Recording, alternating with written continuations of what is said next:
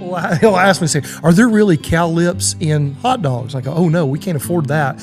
Beef cheeks, which is the inside meat, that's really expensive meat. You never put that in a hot dog. There are these processing facilities that specialize in making those specific blends and taking in those trim cuts and figuring out how to balance that and taking something that was a literal byproduct that really had no place to go and making it into something that's useful. That's really...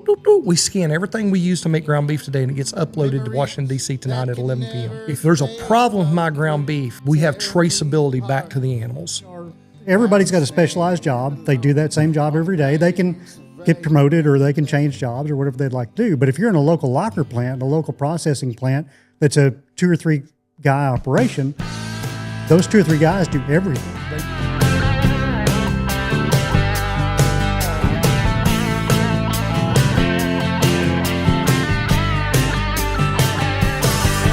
Oftentimes I find myself there when I open up my eyes, but I find that I'm still well within my dream. Everything appears so clearly there when it's all black and white, and the sounds come from the silence there it seems. Oh, welcome back to the Fenceline, my good friend Brad Good, taking us home. Take me home. Welcome back, episode 2, Dusty. Already. We've survived 1, and we're ready for 2. So, here it goes.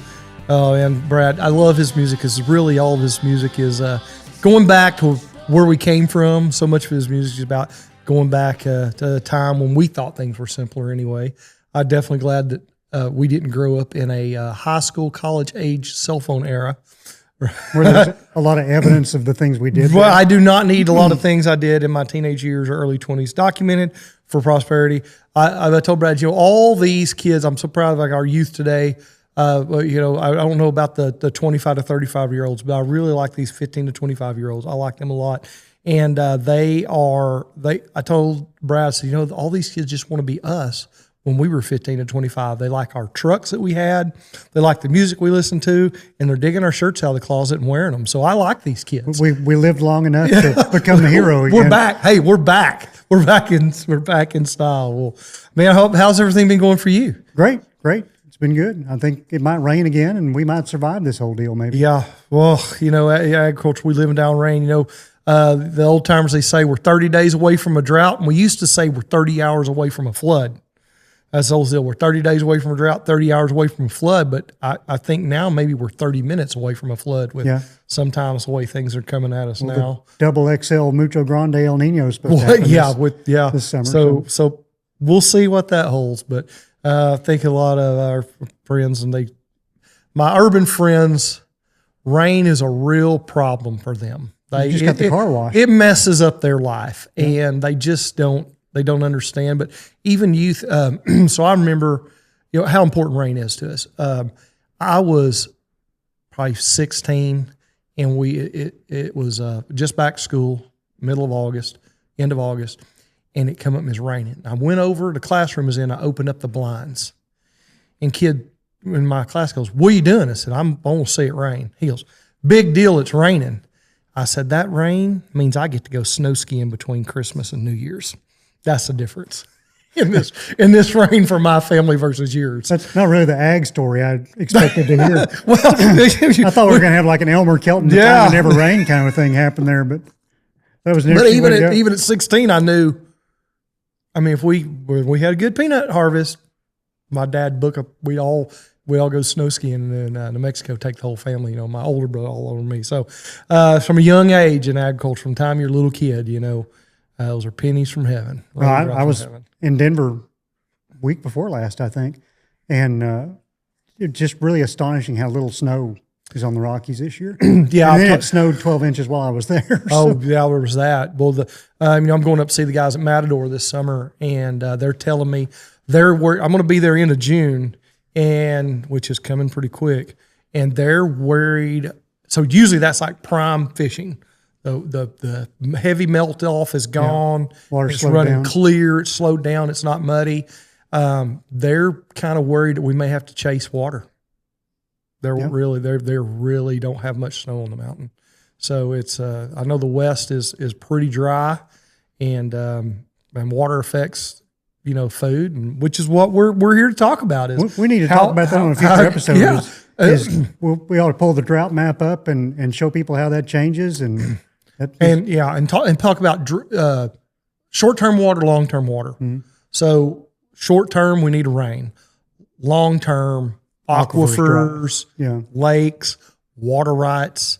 Man, boy, you deal with these guys out west. I know a lot of our people follow us probably from all over, but so much of our viewer base, listener base for local yokels here in this region, and really can't understand not being able to go out and build a dam and catch the water on your property. That's not your from water. A legal standpoint. From a legal standpoint, Yeah.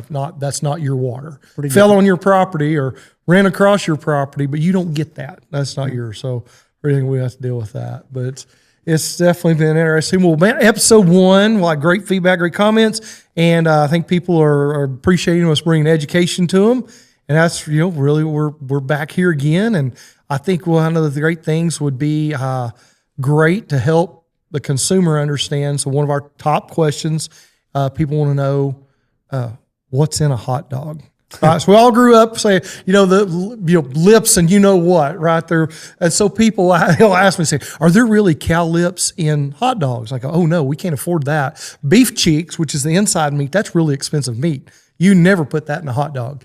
And so I think people don't really understand all the different types of ground beef. And just what goes into goes into ground beef. Yeah. So because it's when you have a whole muscle cut, when you have a fillet or you have a ribeye, it's pretty easy to visualize in your mind that, you see where the seam fat is and you see the marbling, and it's kind of in situ in the animal. You understand where that is. But when you get down to something that's been ground up, I can see where people's trust may have eroded just because they don't understand the process. And so when you and I started talking about this podcast, I told you one of the titles or name of the podcast I thought we should have is "How is the sausage made?" How is the sausage made for the whole show? Yeah, that's really what we just talk behind about. the scenes, like how the sausage is made. This is just a more literal this example. We'll talk about how the sausage is made. Yeah. So to clarify for you, so in the beef world, cows are not made all out of steak. So that's simply so the beef carcass. We think about this 1,350 pound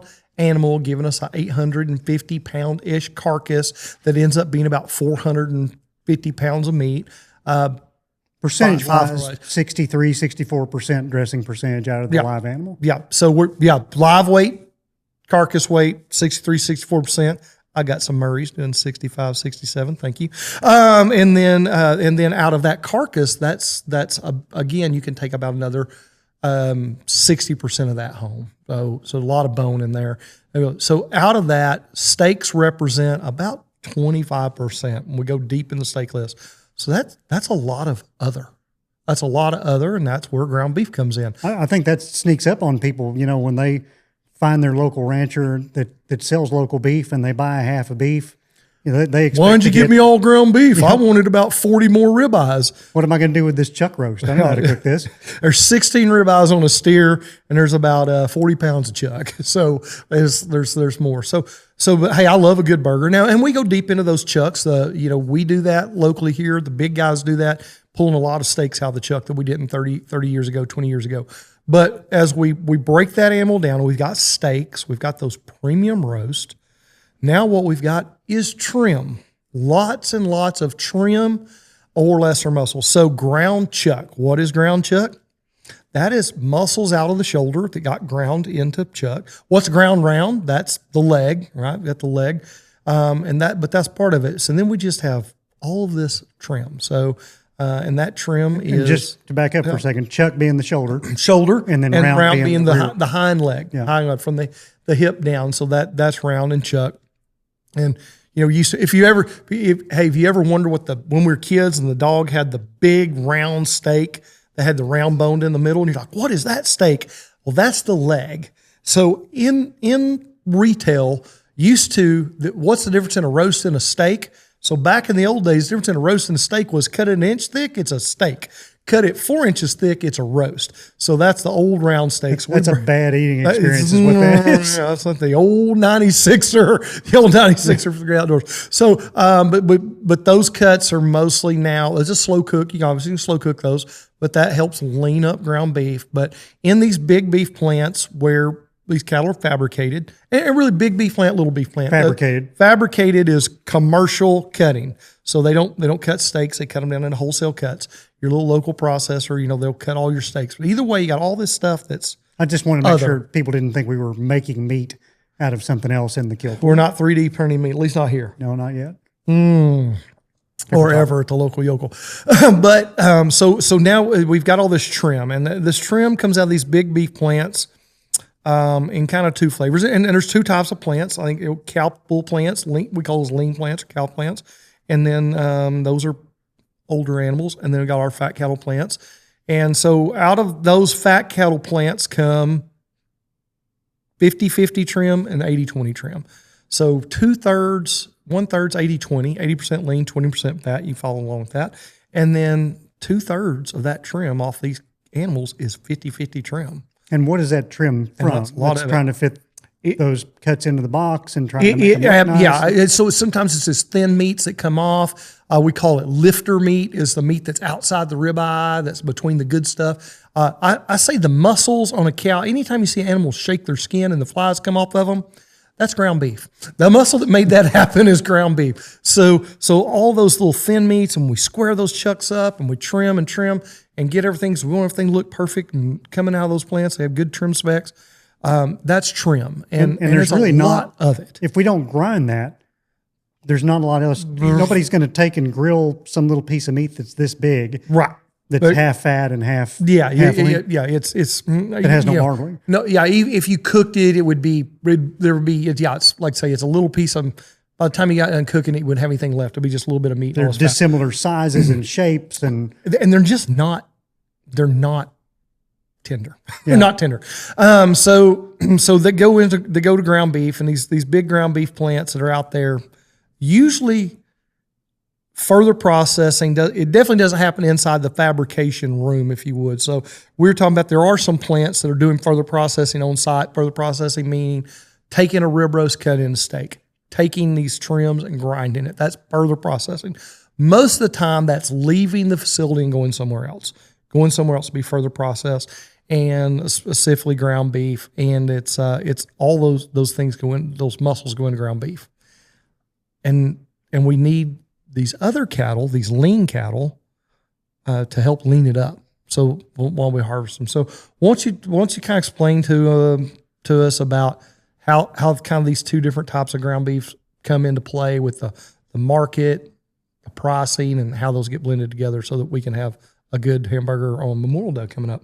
Well, a big part of that, when you talk about the lean versus the fat part of it, we're producing a lot more fat on these animals because we have fewer cows. We got the lowest cow numbers that we've had in 30 years at least. Bigger. The animals are bigger. We're feeding them way longer. And so more days on feed, we talked about in the last episode, when we feed that animal for a longer number of days on feed in the finishing phase, we end up with an animal that's got more fat on a bigger animal. And so our lean to fat ratios are way different than they were even before COVID. When this trend really started. Sure different than 30 to 40 years ago. Way different. Oh, yeah, because we used to have to hunt for fat to put into ground beef. And now it's almost exactly the opposite. The meat we're importing is almost completely lean meat to be able to fill out those trims. Fun fat story. It's always time for a fun fat story. I believe Longhorns used to actually produce fat. So the West Texas, there's a great historical museum, West Texas, I'll think of it, but the diaries there of people that were drovers that drove cattle out of South Texas. Panhandle Plains Museum. Panhandle Plains Museum. Yeah, they were driving these cattle out of South Texas over to Louisiana. And they were not great quality, but they drove them over. The hide and the fat was the value. They only kept the tenderloin and the rib roll and strip, and the rest they would conveyor out in the swamp and feed alligators. But there was enough fat. The fat. And that's why we used to have lard hogs. Fat, they raise hogs for fat. Yeah. And but the fat off the cattle, because they made candles out of it. tallow was still is a valuable tallow's back. Tallow French fries here at the local yokel, and they're delicious. Yeah, we just tried them to make sure. But the fat. So just the one time fat was valuable, and now lean is our societies were more lean. I was within the realm of ground beef. There. Within the realm of ground beef. You go to the store and look in the case, and you'll see a whole array of different ratios of lean to fat. I'm an 80-20 guy. Yeah, baby. Depending on what I'm trying to do. I think that's kind of a steep part of the demand curve, or the diminishing returns curve. So yeah, it really depends on, there are these processing facilities that specialize in making those specific blends and taking in those trim cuts and figuring out how to balance that, and taking something that was a literal byproduct that really had no place to go and making it into something that's useful. That's really what sausage has been from the time sausage was invented, and that's what hamburger is. Sausage. It just happens to not have a case. Yeah, it's not contained in anything. It's a loose sausage, and so the ability to take and blend that down and take something that otherwise wouldn't be able to be sold and would end up probably on the butcher's dinner table at some point if he could find enough to do with all of it, turns into something that's by volume. That's our biggest product in the beef industry, right? It is. It's number one. If you just look at cuts and that right, sort of and thing. it's like it's just such a high percentage of the animal that are things that are not going on a grill or even in a stew pot. So we have all that. And this is where your big plants, you get in a little mixy. You got a lot of these trims because they have 90-10. They even there's a lot of lean trim out of the lean plants. There's some magic they do with the world of chemistry where we've got 95 to 99% meat products, 95% lean, 90% lean, but they use those. It's also a point where export-import comes in. We talk a lot of talk lately about not importing beef. Right now the border's closed, not bringing cattle in from Mexico. That's a separate deal than importing trim.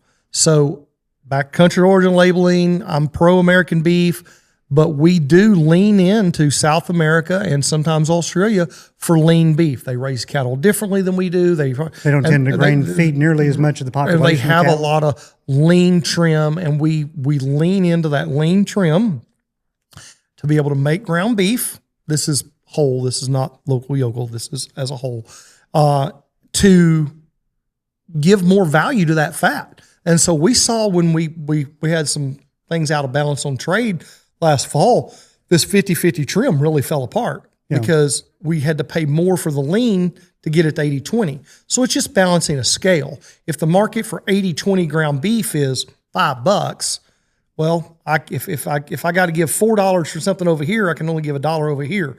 I got to balance that scale to $5. So as these things balance out, and that's when we lean into that import trim that's cheaper. And I'm fine with that because we don't want their steaks. We'll take their trim. We'll take their trim so we can keep raising our fat cattle.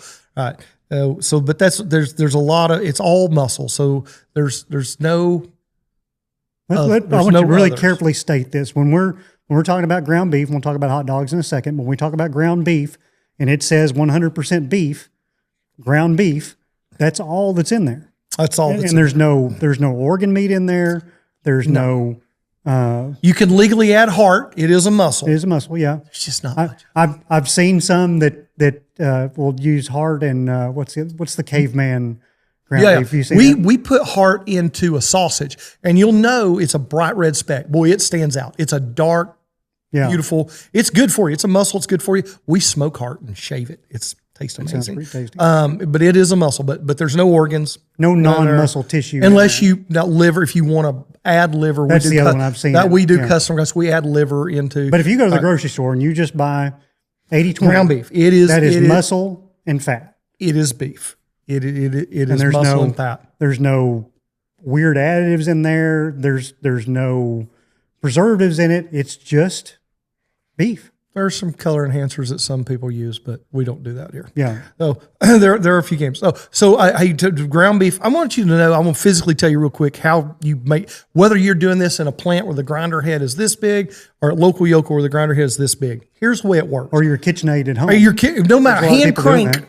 The smash burger trend has a lot of people that are making their own. And it pushes whole pieces of muscle into a hole. So I want you to think about when they cut your hair, they lift your hair up and they cut it with the scissors. So the way a meat grinder works, there's a knife spinning around at 1,850 RPMs, and it pushes meat into a hole and cuts it. Pushes meat into a hole and cuts it. And we have all these different size holes to make different textures of ground. They go real fine, 1/16 up to a 32nd to give you different textures. So sometimes you see really fine ground beef. They were working with some really inferior muscles, and they really had to go to a fine hole. Because that fiber, it's like pasta hair, right? Like angel hair pasta, really fine. So, but no matter how, that's how the process works. We use an auger to smash meat into a hole. So when I had the butcher shop first started, I got heavy on some. I harvested some yearling bulls for a friend of mine, no test bulls. And I didn't want to sell the steaks to my friends. I wasn't sure how they're going to be. So I'm going to grind up all these steaks. If you put a tenderloin into a grinder, it just goes. It just squirts through like Play-Doh. It just goes through because that grinder is made to take these tough muscles, push them into a hole, cut them. Push them into a hole. We want to shorten those fibers. Right. Yeah, that's what we're doing. Right? We're cutting, just like when they hold your hair up and they cut it, that's what we're doing. And we're cutting it in very specific lengths. So no matter big, small, home, biggest meat grinder in the world, smallest meat grinder in the world, the functional principle is the same. We get into kind of the mixy-maxy, and there's a lot of things going on. There's a lot of food safety things have changed in ground beef. And there's some things on the retail side you may not even be aware of. So in right after COVID, we've had some new traceability laws. So I actually have a scanner at the butcher shop.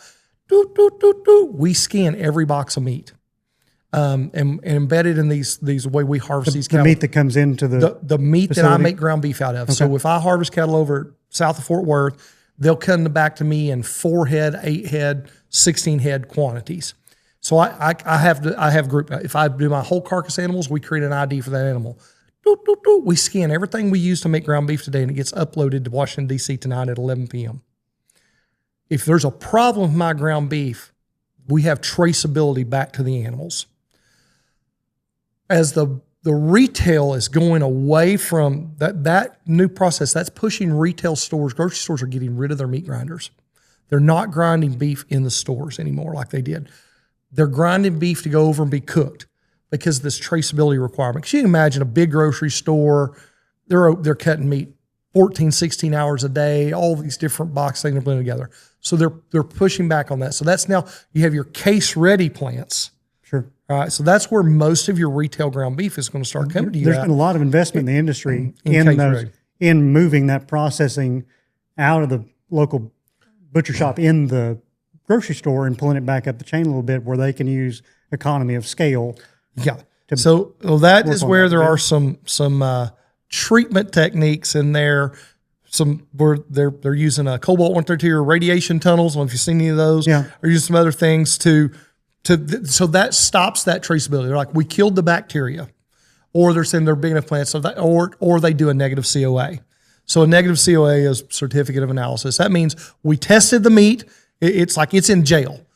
So all of my trim stays in the plant. It does not leave the plant till those tests till I get a COA. I get a negative E. coli, 0157, Listeria, Salmonella. So we test for those things. And we're going to talk about what it means for those to fail those tests in just a second, because we're going to talk about hot dogs. So whereas at a grocery store, if you're grinding it, you can't get a negative COA. You're grinding it, you're putting it in the case. Because it's leaving before. It's leaving. Yeah. So that's why the industry is pushing towards these case-ready plants, and they basically keep the meat in meat jail until it gets a negative COA. So whether that's my trim at the plant or wherever, but that's what's in ground beef. It's beef, and so I would like to point, I'll pick on the big industry. I don't know if you saw the University of Nebraska study from 2 years ago. They found 360 strains of DNA in 1 pound of ground beef. So my cattle feeding partners, they say, so what? So what? It is kind of a shock factor. There was a little hamburger chain that had 1,200 strains of DNA in a 1/4 pound patty. So, maybe rethink your fast food drive-through choices. But that is, but even them, that's a concern. They advertise 100% all beef patty, and it is. I've met those guys over there. So to be clear, what you're talking about there is more animals ending up in one. Because they mix all the trim in the plants, and we're going through these big ground beef plants. And I get it. Not everyone can be local and do one animal at a time. I get it. I do think as far as food handling and everything, that's a safe product, and it's all beef. There's no organs or whatever. Despite however many cows might be in it, it's all beef. But we're going to talk about sausage and hot dogs. Before we get there, though, Okay. I think there's an important thing to talk about here real quick that I'm sure we'll come back and touch on in a later episode. We'll just keep teasing later episodes, and then we'll have to do Gotta them, stay right? tuned. So talk a little bit about why we can cook safely. Okay. Cook a steak to medium rare and be 100% safe with it, and the sterility of muscle tissue versus why do we need to cook a hamburger to 165 Fahrenheit? Thank you. Great question. So when we think about the potential for contamination, whether it's E. coli, Listeria, Salmonella, just good old bacteria. If I have a steak, the only place that there can be contaminated was not contamination living inside that muscle. Right. It got on it. E. coli came out of the stomach and got on the meat. Salmonella came out of the stomach, got on the meat. Bacteria came off of the surface, got on the meat. Well, when I put that on a fire or a grill, that grill's hot. It takes 145 degrees to kill those bacteria. So if I just run it over the fire, I kill the external bacteria, unless the steak is run through a needle machine. That's a future episode too. But ground beef, I want you to think of ground beef is like a bowl of spaghetti, and all those little noodles are overtwined. So there could have been a surface contamination that's now no longer on the outside; it's on the inside. And my mantra is rare, medium rare, ruined, except ground beef. I order my burger medium, especially if I'm eating out. I mean, I want to. I was in Canada. No, sir. Well done. You don't get a choice in Canada. They're playing it safe up there, eh? So that's why There went all our Canadian Oh, yeah, on. Hey, Central Canada, we love you. We love you. listeners. Alberta is the Texas of Canada. It is. We love them. To Matt's last point, I'm going to look at the camera here and talk to you guys. Buy a meat thermometer. It's $10 on Amazon. Suck it up and buy a meat thermometer. It's if your you're best cooking friend. anything. Oh, I've got the ones. I've got the remote, the Pro. Have you seen these? The Bluetooth I can be ones? 1,000 feet away from it. Or 1,000 miles feet, away. 1,000 feet. It's blue. It's like I've got the probe. I got the deal. It goes off. Hey, if you're going to buy a $50, $60 steak from me, get you a $10 thermometer. Don't mash on your stinking hand. That's just ridiculous. Don't do it. Buy a thermometer. So that's why we have to cook ground beef. So let's say I've had some steers over at Tejas south of Fort Worth, and it hadn't happened to me yet. But dadgummit, I failed a COA. I've got E. coli. I've got Listeria. Is that meat trash? No. But it needs to be cooked to food safe temp. So what's a process that I could do with this beef to do food safe temp? Hello, hot dogs. So I use that trim to make my hot dogs. I've never failed, and I'm A-okay with this. All we're saying is we had a problem. We had something alive that needed to be killed. And a way to do that was put it into a hot dog. Put it in a hot dog. There's no organ meat in hot dog. Again, all beef hot dog doesn't mean it can have, you'll see mechanically separated chicken and pork. There's all kinds of ways you can get there, but I'm talking about all beef hot dogs like we make, like see at the store. That could have been negative or positive COA, could have been a positive COA, but it's cooked to food safe temperature. So they cooked it to food safe temperature and then retested it. So my hot dogs get tested. Even when my hot dogs go in clean, they still get tested before they come back. Sure. There's another product out there in retail land. Have you seen I hate to give them a shout out, but the Bubba Burger. Yeah. The pre-cooked hamburger patties in the freezer section. That was a way, and I appreciate the industry said, we got a problem, let's fix it. And you know, we don't have the E. coli problem. We have a little bit of E. coli problem there in the late 80s, early 90s, I think early mid 90s when we kind of had that problem. We quickly got that under control with prophylactic acid washes at the plant. But I do think it's really important to point out when you're talking about a positive result where you don't get your COA. Positive is bad. That's negative that's is not good.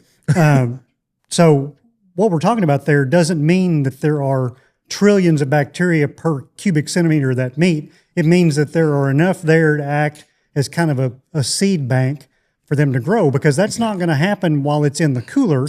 That's going to happen with Listeria. In the back seat on the car on the way home. Right. Or as you set it out on your counter to thaw out for 2 Not days. properly refrigerated. Right. Hey, when you're buying a meat thermometer, buy a thermometer for your refrigerator. Yeah. You don't have one in there, shame on you. That is 100% true. Because $400 worth of groceries in there. I've got the alarms. I've got doot, doot, doot. Yeah. My freezer gets above temp. It lets me know from the garage.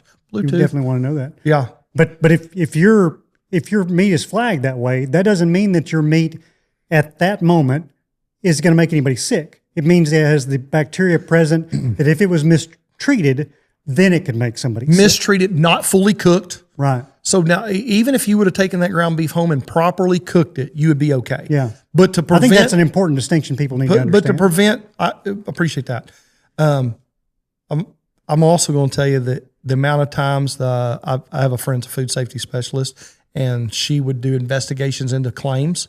The amount of times when someone had a beef problem, specifically salmonella, and they go out and they talk to them. They talking about their beef issue, and they dig in. You know what they were doing? They were cutting up chicken, cross-contamination, getting ready, and they rinsed it off with good cold water. Yeah, no, bacteria hate water. I rinsed it off, and then I got myself sick from off the beef from cross-contamination. Yeah. And oftentimes restaurants get accused like, oh, we know we got sick at your restaurant. Yeah, we got home about 3 hours later. We were sick and throwing up. I'm sorry. Digestive system Supper works. did not make you sick. Your lunch did. Sorry. So big shout out on that as well as how these bacteria work. But absolutely, that does not mean that this is end of the world. But this is how we're treating that. So 100% all beef hot dog are these trims, tough. And also when we grind, and that's an emulsification. The level of ground is called emulsification when we grind it down to that hot dog consistency. Well, because hot dogs are really high in fat. They're 70-30. A lot of them, some of them are 60-40. Now, define your ratio. Sorry. 70% lean, 30% fat. All right. 60-40, 60% lean, 40% fat. So by grinding it that way, and then you can bind that mechanically by mixing it together. There's some alginates, there's some algae extracts, there's all the little magic things the whole industry has to help that fat and protein schmear. Because we're grinding together. It really, it's not going through a food grinder, and it goes through initially a food grinder, but talk about a bowl chopper and how that whole works, because it's a much finer right. It's a rotary particle. blade spin. This is something you don't want your hands anywhere near. It's and it is grinding that meat down to a paste, really a paste, and we're adding seasoning to that and stuffing it into a casing. It's a plant-based casing. And it's vegan. Hey, our hot dogs are vegan, vegetarian friendly here at the local. We fed all of our animals only plant products. Yeah, they're vegans and 100%. vegetarians, and then we cooked them inside of a plant-based casing. You should come try our hot dogs. So they get cooked in that cellulose casing. It's a plant-based casing, and then the coolest thing in the world is called an extruder, and it is a hot dog machine gun. And they're flying out of there, and they just shoot out into a big box. And then, you got the lady over there taking them out of the box, and they're putting them into the packaging. And putting them in the package of 12 to go with the package of 10 hot dog buns. Yeah. Because we still haven't figured that out. Well, if we could ever we could solve the world's problems. We could, There's a conspiracy theory there. It's got to be something. By the way, while we're paused for a second, my favorite part of both episodes of the podcast are the Matt sound effects. I didn't know you were that good at those. So I'm looking forward to more Matt sound effects. That's the meat machine gun. We'll get some clips. We'll put a clip of the meat machine gun in. So, that's the ground beef hot dog kind of, all the way through. So another big question we've been getting lately is about, Matt, I bought a steer from my neighbor. And man, I put the pencil to it when I got home, and this meat was really expensive. And I hear you talk all the time about how so much of my grocery store dollar goes to the middleman, and I cut out the middleman, and my meat was still pretty expensive. So let's talk for a minute about the difference between your small onesie, twosie, they one head at a time, 4 or 5, maybe 10, 12 animals a day, versus these large plants that do anywhere from 2,000 to up to 7,000 head of cattle per day. Sure. So you might have heard your local processing facility called the locker plant. That's one thing they used to call those because it was a meat locker. You didn't have a freezer at your house. You had a basket in their freezer with your lock on it. You locked your meat up. Yeah. And so when you look at meat that's been sold, that requires USDA inspection, right? So these smaller plants, a lot of it turns into economy of scale. Yeah. That's and, not all and of there's it. custom exempt. So if you're selling meat at the farmer's market, you went through a small micro version of the big boys. If you're buying a steer from your neighbor and getting it custom processed, that is custom exempt. That is Same way a deer would be. same way a deer would be. It is probably fine, but it's not the same level. It's not the same level of inspection and oversight. Yeah. They're probably doing a fine job. And also, your local processor did not steal your meat. There just wasn't that much meat on the steer. Just, You're just not used to seeing what that math looks like, which is a future episode. But yeah, when you look at, and I've been to several of these plants over the years, when you look at a big commercial facility, we're looking at a chain speed. So that animal, when they're what we call knocked, when they're euthanized with the captive bolt pistol, we've probably all seen No Country for Old Men, when the Anton Chigurh of the kill plant goes in there and hits that calf in the forehead with that captive bolt pistol, that animal's instantly brain dead. Lights out, no feeling, no nothing. They've done all the brain receptor testing. Yeah. It's good night, Irene. Yeah. If you had to go, that's the way you'd want to go. That's the way to go. So they get hung up by their back legs on a literal chain that runs through the plant. And that chain is what drives everything in that plant. And they talk about chain speed a lot. Yes. And the bigger plants are going to have chain speeds that are somewhere between 150 and 350 head an hour. And they just, that sounds like they're moving 50 miles an hour. They're only really kind of going that fast right there. So it's deceptive when you stand there and watch it, but it is built on the Henry Ford assembly line. It is. You know, and they got guys because on the skinning stations, these guys, they start up high and they're on this deal that goes forward and down at the same time. It follows the carcass. So they work down because the carcass never stops as moving. it's coming forward, they go forward and down with it. Then they hit a lever and they go, poof, they shoot back up and they sit there and they wait for the next one. Yeah, and follow it down. Yeah, they follow it down. And that's all that guy does. That's all he does. That's his specialty. He does that one thing. There's one guy that ribs the carcasses so that they can do the USDA grade on the 12 and 13 rib on the ribeye there. Yep. There's when you work in that plant, and this doesn't sound like it's very much fun, but it's the way that industrialized things are done in the world. If you worked in an auto plant, you'd make a fender all day. That's what you'd do all day, and you'd be really good at making fenders. I want to point out that exactly. So it's the difference between, so we knew a lady that she put the left rear tire on Suburbans and Tahoes over here in Arlington. She's a left rear tire specialist. And that same maybe she can put on a front tire. We don't know, but she's a left rear tire specialist. So that's all she does is puts on one tire on that vehicle as it comes by her. Right. Yeah. So think about that in these plants versus the little plant. They built the whole car. Yeah. They did every piece of it. So continue on, walk us through that. Yeah. So that animal goes from a living, breathing animal to a box of beef, and there are, I don't know how many people there are on a shift at one of those plants. I would say a couple of hundred people per shift. The one in Amarillo is 2,200 to 2,400 people on 2 shifts. So 1,000 people a shift. And when we had a higher beef supply, we were killing 3 shifts in some of those plants. We were. Generally, it'd be 2 on and 1 cleaning shift, but and then they kill 6 or 7 days a week. A lot of those plants now, again because of supply, are down to 4.5, 5 days a week. So they are.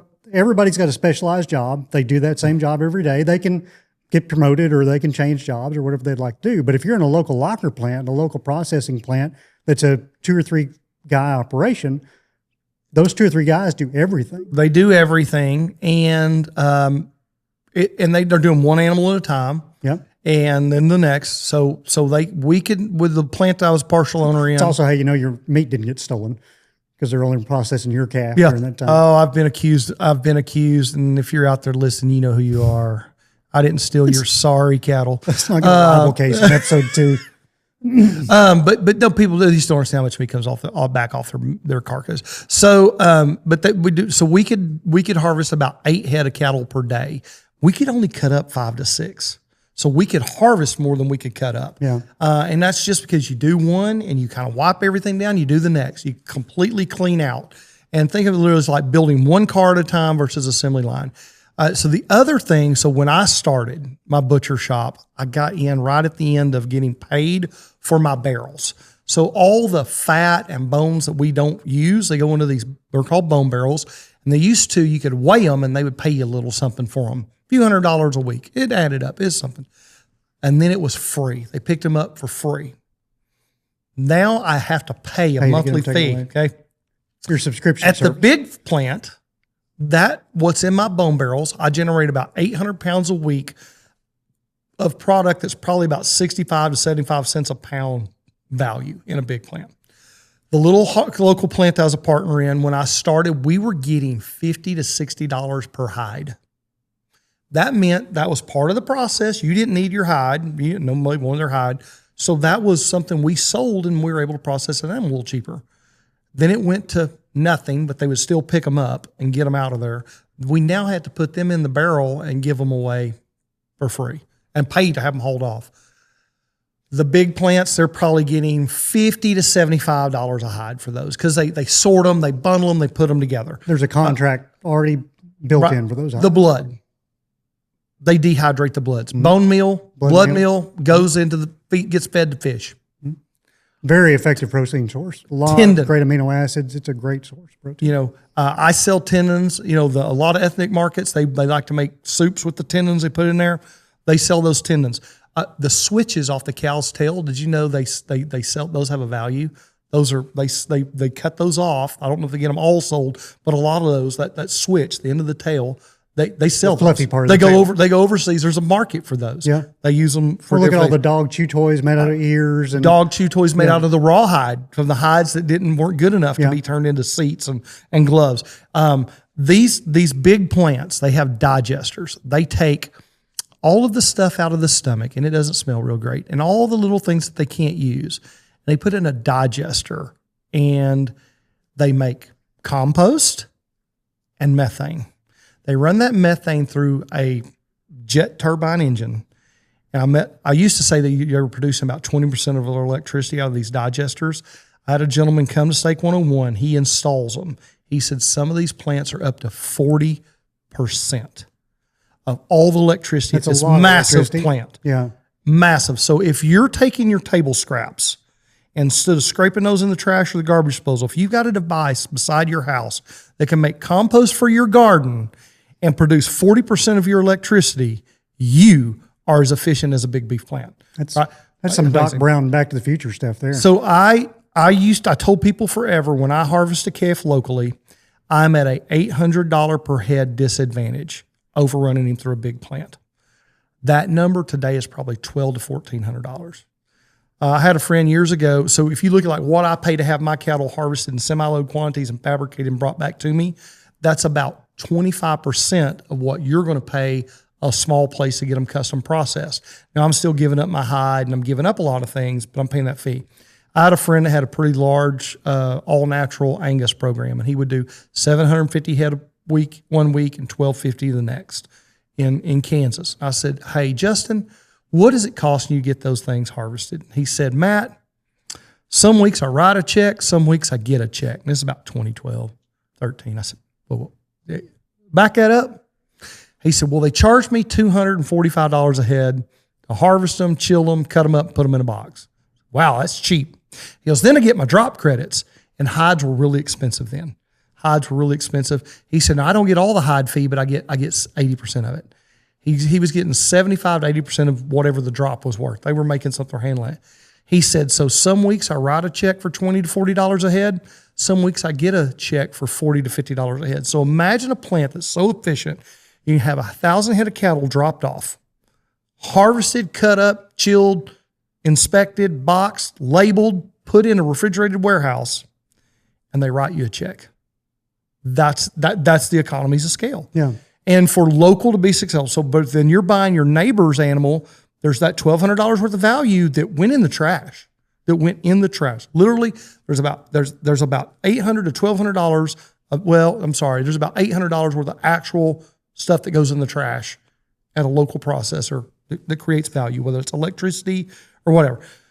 Then put another $1,200 with it getting cut up instead of $245. All right. So there's just huge dollars per head of inefficiency in our small plants. I love our small plants. It's a great way to be connected with your producer, know that's your steer all the way. They make our food supply more robust, or at least the supply chain a little bit more robust. We need more smaller plants. My opinion, the opinion of Matt Hamilton, efficiency happens at least 500 head a day, probably 1,000 head. We need more 500 head per day plants in the country.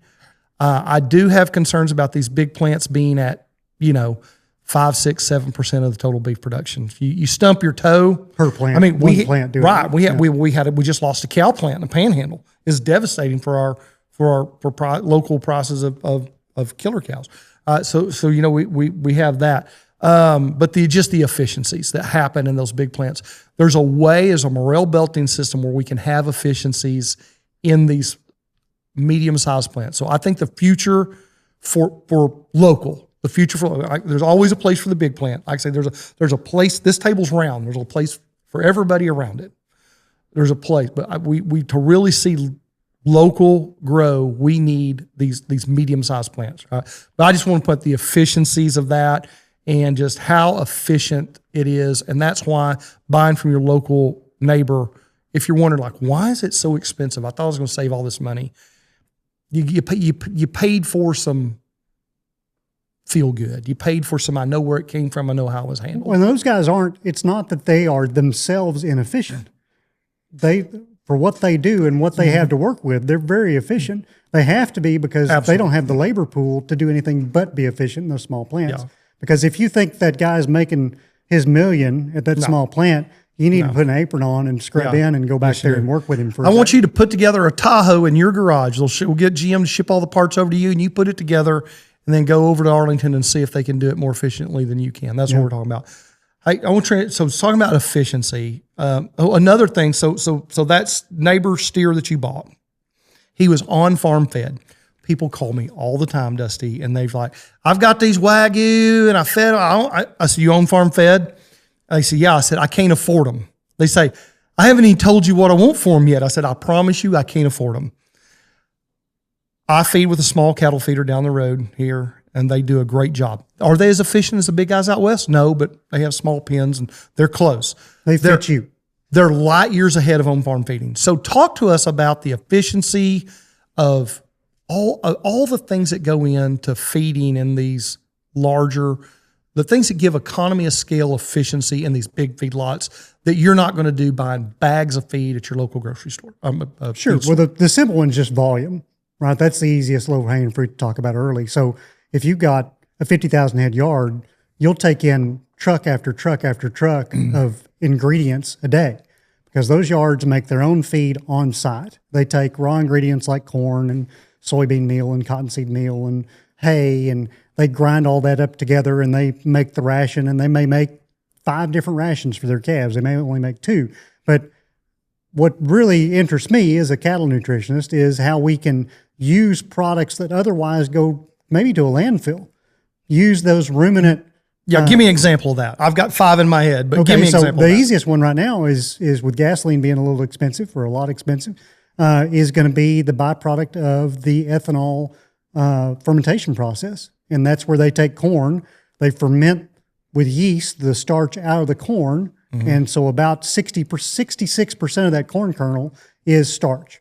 And so the third that is left, that's distiller's grains. And so you end up with something that's lower in starch, but you also concentrate the protein and the energy that were originally in the corn because you remove the starch.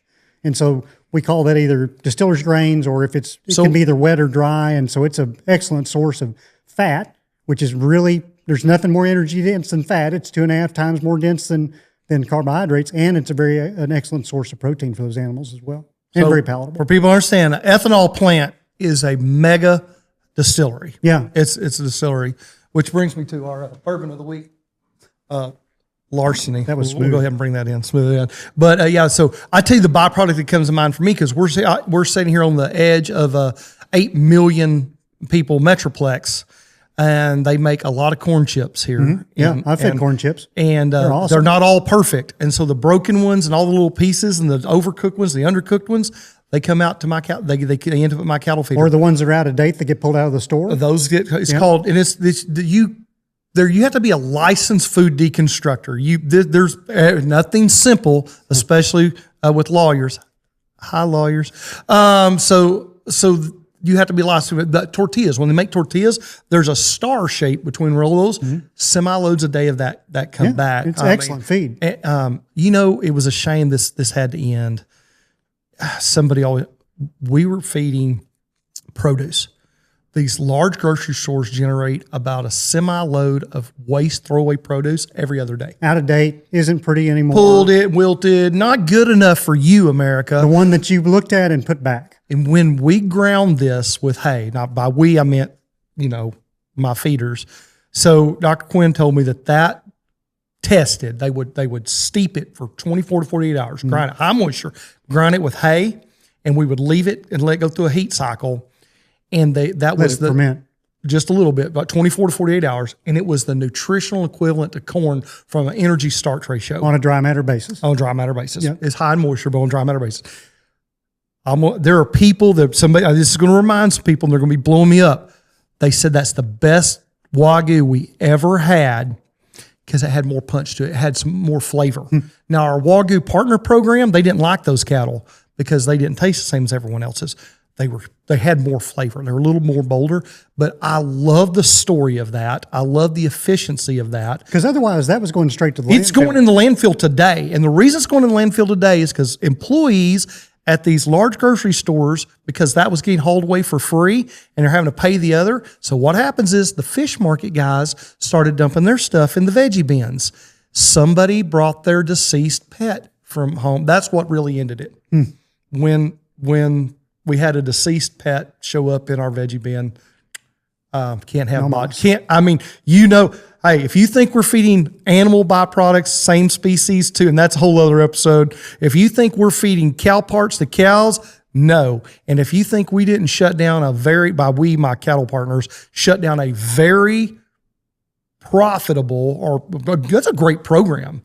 We were taking that for free or getting paid to take it. That's free fuel. Yeah. Okay. And we shut that down like that because what was ending up in there. We could not risk that. Yeah. Those animal products. Major risk. We cannot risk those animal products going into the cattle. So if you don't think we take that stuff serious in the industry, it's serious. And it's always happened in cattle feeding. There's always been an avenue to feed byproducts to cattle. But when you look at when modern cattle feeding really started in the 50s and 60s, when we really started feeding a lot of corn to cattle, those rations were 75, 80, sometimes 90+% grain, just the corn. Now, it may have been cracked, it may have been steam flaked and looked like a Kellogg's Frosted Flake that Tony the Tiger would eat.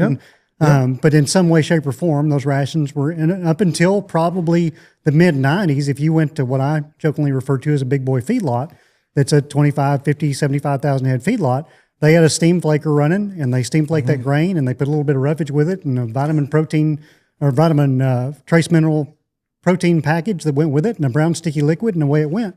But today, all those yards have somebody like me who is pinching pennies and looking for ways, how can we make this ration just as effective, but a little bit cheaper? My favorite was whole oranges out of the Rio Grande Valley, juicing oranges that wouldn't make spec.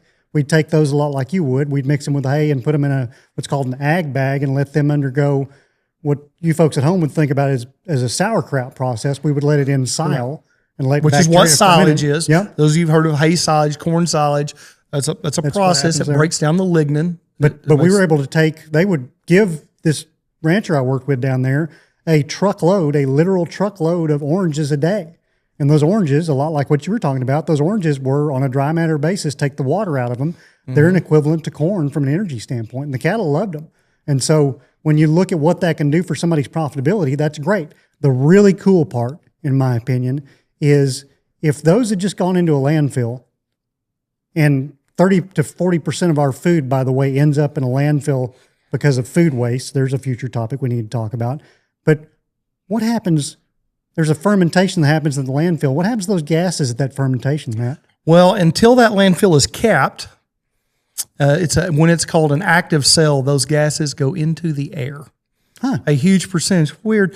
Now, once a landfill cell is capped, you're capturing those, and they're either flaring it off until the landfill gets big enough. Our local landfill here, aka Mount Melissa, they just in the last 2 years put in generator. So they have a burning turbine. method. They have a turbine. They quit just flaring it off. They're running it. It's minimal, but yeah, no, there's a reason when you drive by a landfill, you smell it.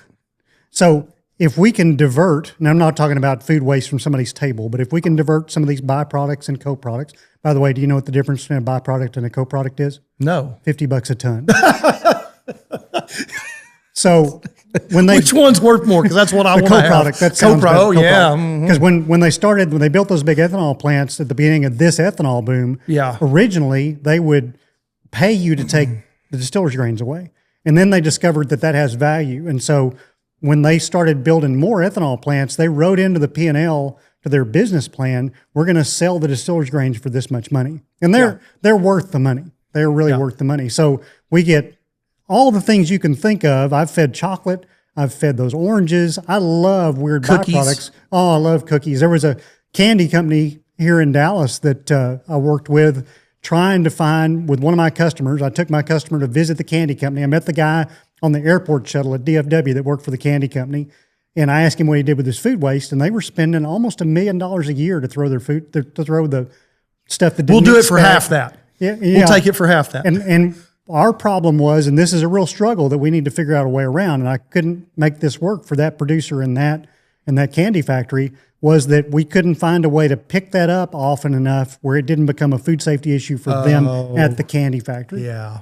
But it would have can't worked store it. beautifully in that. And I love stories like that. I love when we can find a way to take something that literally is going to the landfill that's being paid for to get hauled off. And being monitored for the next 120 years. Right. And it's just going in a hole in the ground. Or we could produce something that's nutritious and will feed somebody. Yeah. That's, to me, that's At the very least, we miracle. could turn it into compost, or so we could manage our landfills a little better. Right. Hey, for my dad, who was not a fan of distiller's grain when it first came out, because it's super high in sulfur, you feed too much of it. And Yeah, you have we figured that out.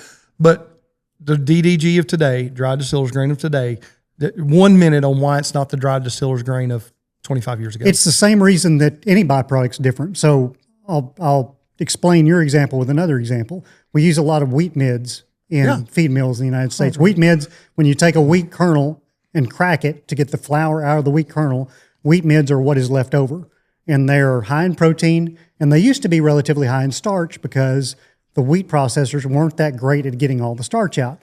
It's also why home-made bread out of whole wheat is better for you than shelf-stable flour from the grocery store. Go on. So they, as an industry, we always want to get more efficient, right? That's always everybody's charge, whether you're in animal agriculture or whether you're running an electricity plant. And so those guys got their engineers and the people that just worked in the plant that figured things out on their own.